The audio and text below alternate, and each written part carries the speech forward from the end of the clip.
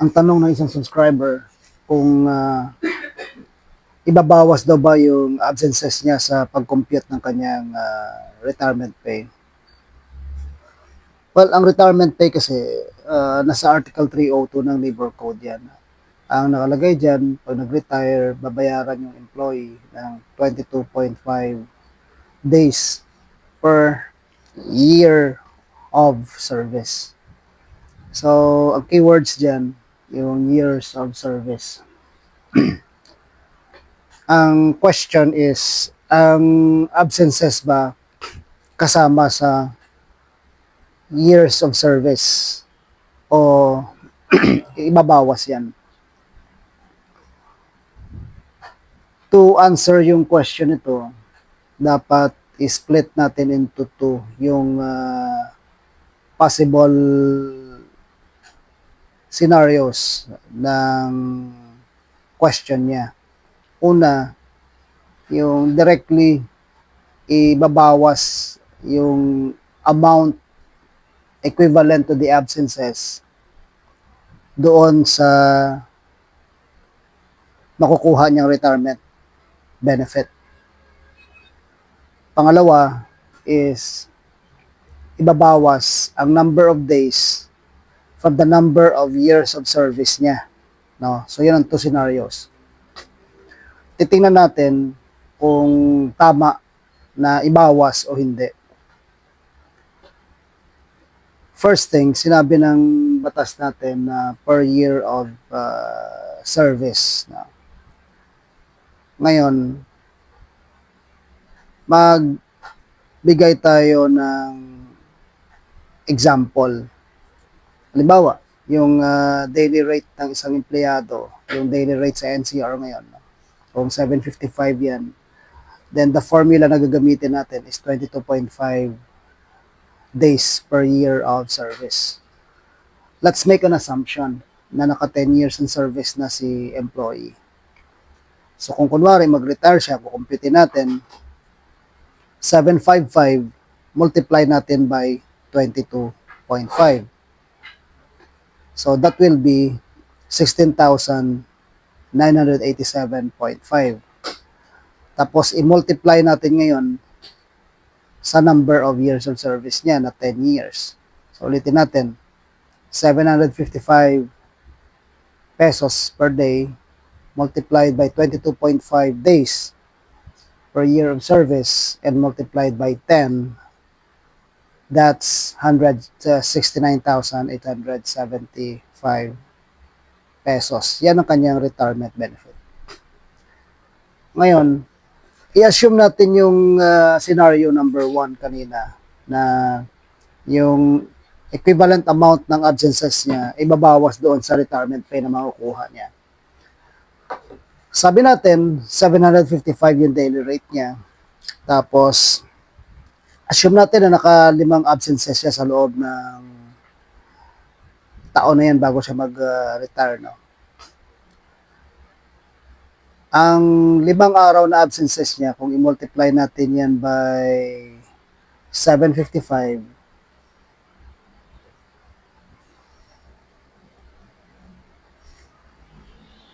that's 3,775.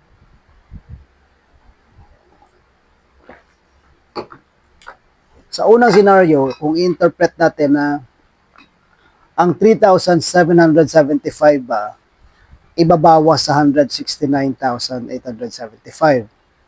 Ang sagot, hindi. Walang sinabing ganun ang batas kasi ang sinasabi doon na years of service. So mali na ibawas direkta ang amount pertaining to absences from the amount of retirement benefit na makukuha niya. So ang tanong, kung hindi pwedeng ibawas directly, pwedeng ibawas indirectly. Tingnan natin. Kaya diyan tayo pupunta sa scenario number 2. Ang scenario number 2, sabi natin, yung 5 araw niyang absences, ibabawas natin sa tenure niya or sa years of service. So 5 days, Sabi natin kanina, naka 10 years in service na siya. So kung ibabawas natin ang 5 days niya sa 10 years, that would be 9 years na lang, 11 months, and 360 days ang kanyang tenure. So hindi na sa 10 years.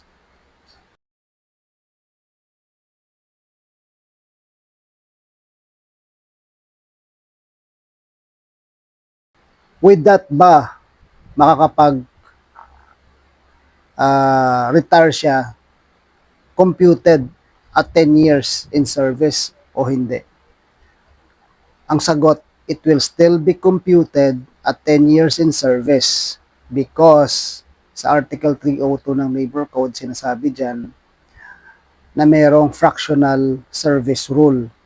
Ang ibig sabihin, fraction of at least 6 months shall be considered as 1 year. So in this case, sabihin man natin na naka 9 years, solid.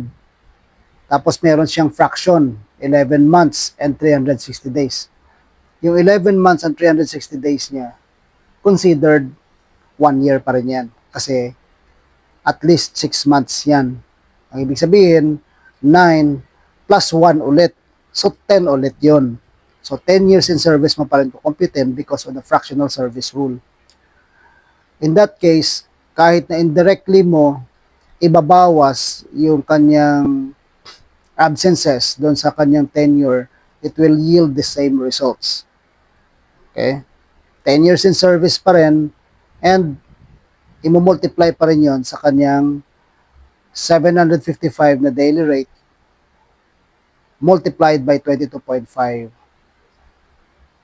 days per year of service. So, ang retirement niya ay magiging 169,875 pa rin. So, recap natin.